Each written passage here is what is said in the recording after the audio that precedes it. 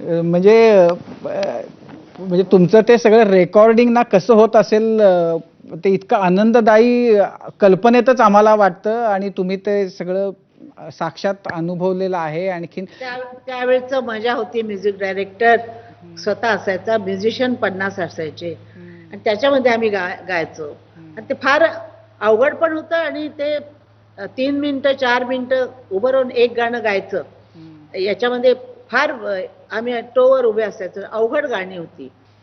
मी तुमच्याच एका मुलाखतीमध्ये असं ऐकलं होतं की ते एकत्र सगळे संगीतकार आणि गायक असं जेव्हा ते रेकॉर्ड करावं लागायचं तर कुठल्या तरी एका प्रसंगामध्ये मध्ये फ्लूटचा आवाज होता तर गाता गाता मग तुम्ही खाली बसलात, फ्लूटवाला पुढे आला, त्यानं पुण्यामध्ये होतं.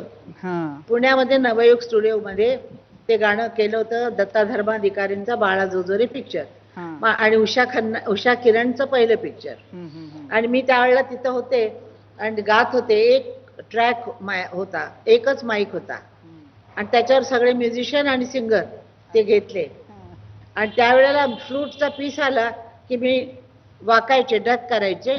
नंतर व्हायोलिनचे पीस आले तर आपण खाली व्हायचं आणि आपल्या ह्याच्या बरोबर 4 बार आधी आपण उभं राहायचं. असं ते करून गाणं केलेलं आहे. अवघड होतं त्यावेळेला. तुम्ही नवीन नवीन आवाज आता शोधताय, नवीन नवीन आवाजांना प्लॅटफॉर्म देताय.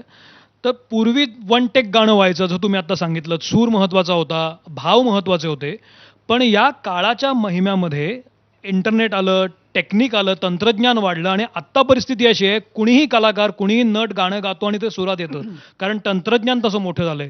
तर या तंत्रज्ञानाचा आवाजावर, आजच्या गायकांवर परिणाम होतोय का आणि तो होऊ नये म्हणून काय करायला पाहिजे?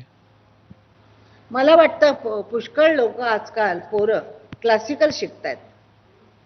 तर मला नाही वाटत की असं संगीत एकदम जाईल असं. एकदा मी याला गेले होते गुगलच्या कंपनीमध्ये कुठेतरी सॅन फ्रान्सिस्कोला.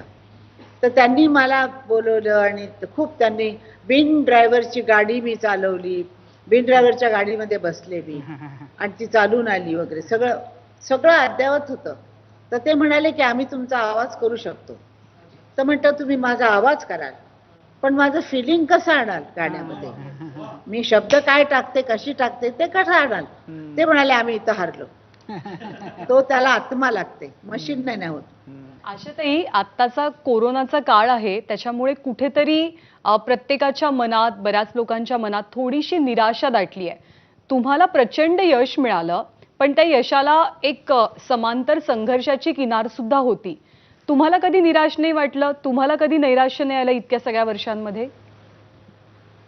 नाही, मला निराश कधीच होत झाले नाही. मी निराश होणं म्हणजे तिथं आयुष्य संपणं. माणूस काय म्हणतात त्याला आजकाल, काय म्हणतात, कशात गेला म्हणतात, डिप्रेशन. डिप्रेशन का डिप्रेशन. हा, जर डिप्रेशन वगैरे या ज्या गोष्टी आहेत ना, या माझ्यासाठी हास्यास्पद आहेत. हास्यास्पद आहेत. डिप्रेशन का घ्यायचं, कशाला घ्यायचं, नाव नाही म्हणून. हा, पैसा नसेल जवळ तर ते डिप्रेशन वेगळं असतं. पण नाव कमी झालं किंवा आपला चेहरा बिघडला किंवा आपण म्हातारे दिसा, हे काय डिप्रेशन घेण्याच्या वस्तू आहेत. सूर्य येतो आणि जातो, परत येतो आणि परत जातो. आपण जाणार आणि परत येणार. मला एकदम हे आहे की मी आशा भोसले म्हणून परत येणार. सगळं असंच असणार. मला आशावादी आहे. मी आशावादी आहे. मला भीती नाही वाटत कसली. तुमच्यामुळे आम्ही सगळे आशावादीच होणार आहे. आता या करोनामध्ये, करोना बाहेर आहे जरूर, पण जे लोक घरात राहतात, आता तुम्हाला सांगू, माझा मुलगा किती वर्ष म्हणजे बाहेरचं काम करतोय. त्याची रेस्टॉरंट आहेत, 20 रेस्टॉरंट आहेत फॉरेनला. तो बाहेर असतो, गल्फमध्ये असतो, कधी लंडनला असतो. माझी सुनीचं दुकान आहे, ती मुलं शाळेमध्ये होती जिनेवाला 4 वर्ष.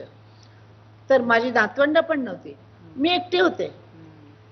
पण मी त्याच सुखामध्ये होते की ते आहेत ते म्हणून. तो तिकडे काम करतोय, खुश व्हायला पाहिजे.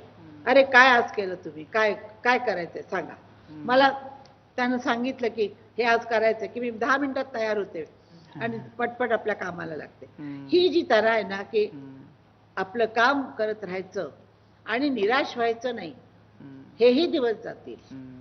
मनात म्हणायचं हे दिवस आलेत, हे दिवस जाणार, हा करोना जाणार नाही, ह्याच्या बरोबर आपण भांडत राहणार. म्हणजे कधी येणार त्यांचे इंजेक्शन आणि काय माहिती नाहीये, पण आपण आपल्याला सांभाळायचं, दुसऱ्यांनाही सांभाळायचं, काय होणार नाही, हा असंच चालणार. आणि आपण लोक तर अशा आहोत, सगळ्या परिस्थितीमध्ये आपण ऍडजस्ट करतो.